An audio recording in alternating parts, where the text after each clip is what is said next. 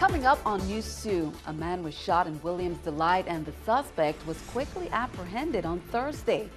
Virgin Islands Delegate Stacey Plaskett is proposing to repeal the cap on rum cover-over, extend production incentive certificate program, and create a special Visa Waiver Program, all aimed at improving the USVI economy. Plus, the entire student body and faculty and staff at the Juanita Gardine Elementary School boarded buses and traveled the island from east to west and back on a school-wide cultural tour.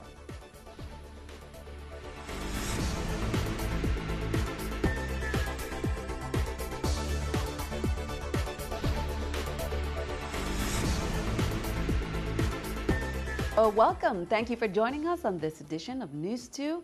I'm Sandra Guman-Singh. Topping our newscast, VI Delegate to Congress Stacey Plaskett introduced 3 bills this week to help the territory's economy.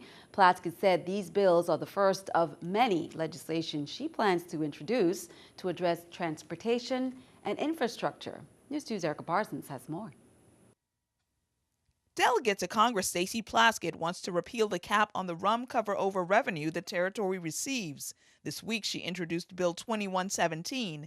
That would amend the Internal Revenue Code and make the revenue stream of $13.50 per proof gallon permanent if the bill passes. Removing this cap will ensure that the Virgin Islands does not need to continually go back to Washington for reappropriations of this funding source. Congresswoman Plaskett says her goal is to make the territory's economy stronger. Introducing these bills is part of our legislative strategy to improve the economy of the territory. These bills, along with several others that are going to be coming out, will, aside from improving our economic development, address transportation and infrastructure, as well as greater access to education and health care for Virgin Islands residents. Plaskett also introduced a special waiver program bill. If passed, it would allow residents of Caribbean and other countries visa-less entry with the approval of Homeland Security. Creating a special visa waiver program for the Virgin Islands will open up more opportunities for us to host more participants in regional sporting activities like the Rolex Regatta, the Pan Am Games, as well as opportunities to open up our medical facilities to patients in the Eastern Caribbean region. The final bill Plaskett proposed seeks to extend the production incentive program for 10 more years for insular producers of watches and jewelry. Plaskett says if these 3 bills are passed, it would not only increase the territory's bottom line, but it will protect jobs and the livelihood of small business owners. Erica Parsons, News 2. In other news, a man was shot in Williams Delight and the suspect was apprehended on Thursday. At 6:50 p.m., 911 received the call. The 40-year-old is a resident of Williams Delight Housing Community, the victim. Preliminary reports indicate that the victim had been in a previous altercation with the shooter and came in contact with him that evening when the victim was shot in his back. The victim was transported to the hospital. The suspect is Jonathan Rivera, 23, also a resident of Williams Delight. He was taken into police custody shortly after the incident and charged with assault first degree, unable to post $75,000 bail. Jonathan Rivera was remanded to Golden Grove. The man arrested for killing his parents last weekend at Sapphire Bay condominiums may have had some problems mentally, according to a report from the Virgin Islands Daily News. Mikael Young was arrested for the brutal stabbing of his parents, but court documents uncovered by Boston media show that Mikael had a troubled history with police. Young has reportedly threatened his parents' lives in the past, and they have had restraining orders on him.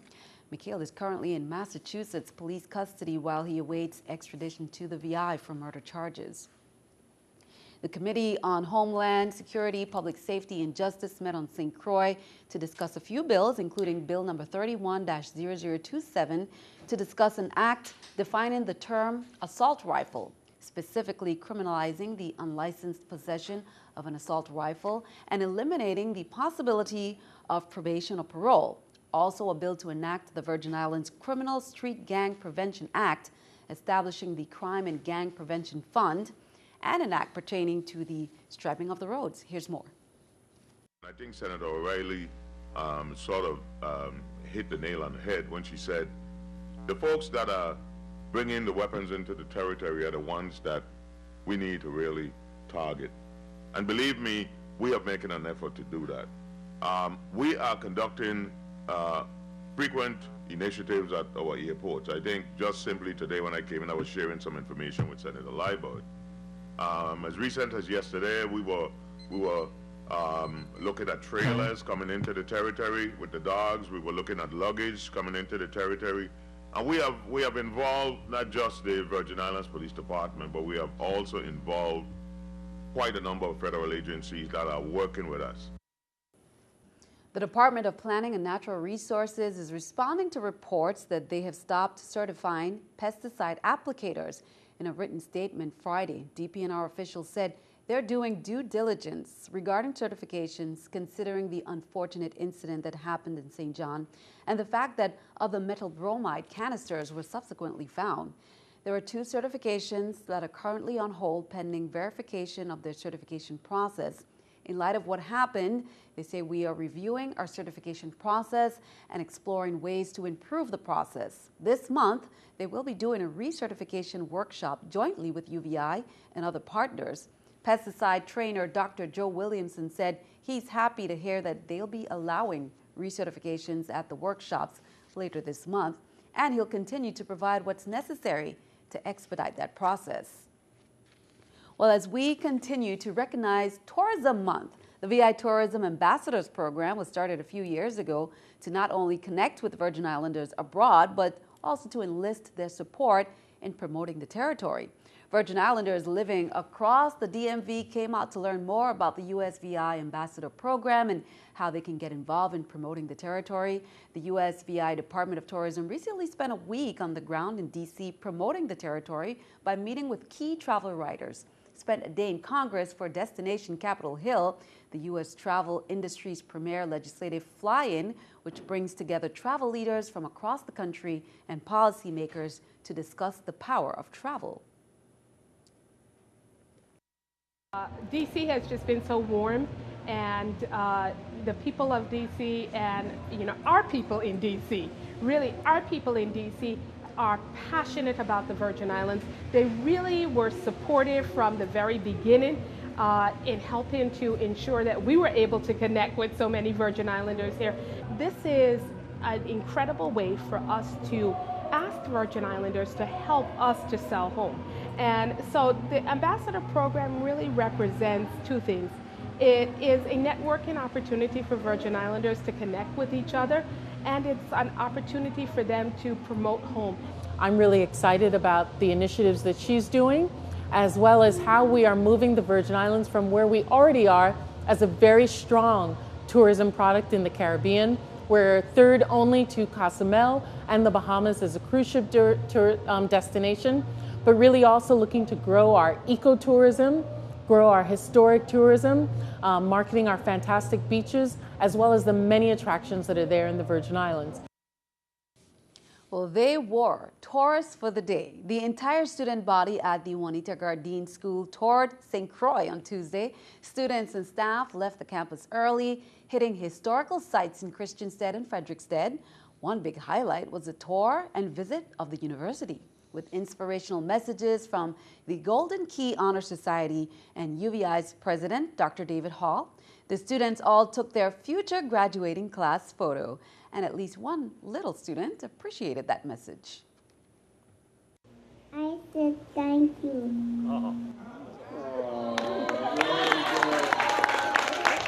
And I say welcome, and you are such a powerful person. I've always felt that, UVI is the university of the territory, and it is for everyone. And when elementary school students can come here, feel at home, learn something, be inspired, then we're carrying out our mission. If you can start inspiring students and planting that seed at a very early age, then I believe it can make a difference.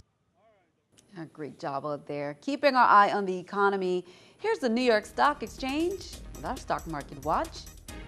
As you can see, everything up. The Dow 267, NASDAQ 58, S&P 28. Coming up on News 2, the challenge is coming to an end. Saturday at the Crown Bay Center on St. Thomas, they're hosting the Zumba Fitness Challenge finale and glow party. You've heard all about it, featuring a health fair from 9 a.m. to 4 p.m., Zumba class, and a glow party from 7 to 8:30 p.m. Details coming up.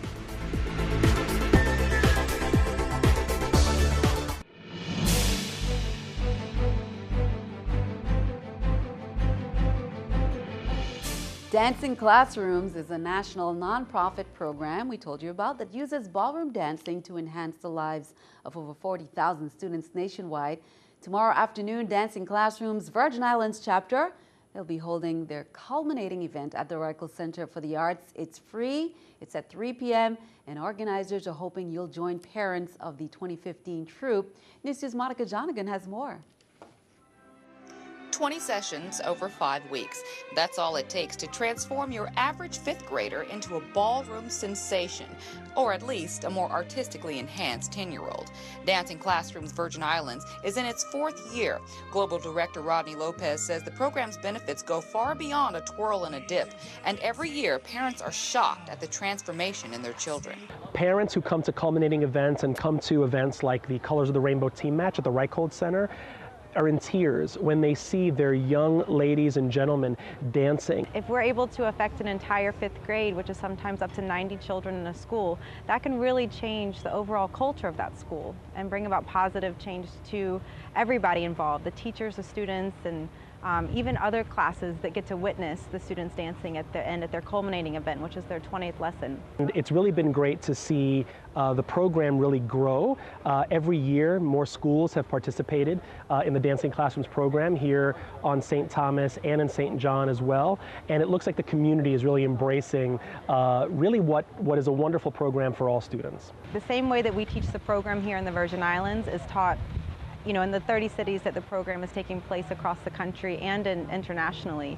So each lesson is scaffolded. So we start out with the merengue, and then by lesson 2 we're adding in a little bit of foxtrot, and then we keep adding in all of the other ballroom dances that by the end they've got it. So we're constantly repeating information and adding new information, and because the script is so brilliant, it works every time. I've never seen it fail once. Monica Jonigan, News 2. Congrats to the organizers and the students. While the challenge is coming to an end, Saturday, May 9th, the Crown-based Center on St. Thomas will host the Zumba Fitness Challenge finale and glow party, featuring a health fair that's from 9 a.m. to 4 p.m., Zumba class and glow party from 7 p.m. to 8:30 p.m., entertainment by La Fuerza and Cool Sessions Brass. That starts at 8:30 p.m. until. Who will be the fitness challenge winner of airfare and hotel to the Dominican Republic? Find out this Saturday. Well, cars kill more than 5,000 pedestrians, bicyclists, and joggers each year. The vast majority of those accidents happen after the sun sets. Special reflective clothing is supposed to make you easier to see. Well, Consumer Reports tested several options. As night falls, it's tough to see people along the side of the road, and it can lead to serious accidents. Greg Cohen was hit while jogging at dusk. He's learned that to be safe, you have to be seen. Wearing something bright or high vis is going to be the difference between getting back to your home that night or winding up in the ER. Lots of products promise to make it easier for drivers to notice you at night. Consumer Reports assessed reflective jackets, bike shirts, and an inexpensive safety vest. There was even a button-down shirt made with reflective thread. Some of the clothing stood out from the rest and is easy to see, but some just blend into the night. Take that Beta brand shirt with reflective thread. On the company's website, it looks easy to spot, but Consumer Reports found it's not visible from 300 feet. That's the distance it takes for a car to stop if it's going 60 miles an hour. It's really important that the garment you wear can be seen from the front and the back, and the more reflective elements, the better. This $180 bike jacket is easy to see both coming and going, but it didn't outshine this safety vest with its big bright strips. And it's inexpensive, around $15. You can up your safety game with the addition of accessories like a battery-operated wristband or this reflective ankle band. Consumer Reports found they are all highly visible from 300 feet. And when they move up and down as you're biking or running, they really stand out. This is Luz Montez. And remember, Mother's Day is coming up this Sunday. It's a time to honor mothers, grandmothers, and great-grandmothers and all the women of the community. and happy Mother's Day in advance. And that's for their contribution to family and society. Mother's Day is celebrated with gifts, cards, flowers, a special meal out, jewelry or chocolates and candy. Other special treats might include a spa or beauty treatment. These are some good ideas. It has become the most commercialized holiday for dining out and jewelry sales. Mother's Day originated from mainly two women, Julia Ward Howe and Anna Jarvis. Julia Ward sponsored Mother's Day each year in Boston around 1870 to promote pacifism and disarmament with women. Anna Jarvis organized the first Mother's Day in Grafton, West Virginia at St. Andrew's Methodist Church in 1908. Well, before we head to the weather, a tropical storm warning was issued Friday for parts of North and South Carolina as Anna approached the U.S. coast, kicking up rough surf and rip currents ahead of what's forecast to be a rainy weekend. The storm formed nearly a month before the Atlantic hurricane season officially kicks off June 1st. Well, closer to home here, the Sahara dust is clearing up. Your News 2 AccuWeather forecast is coming up next.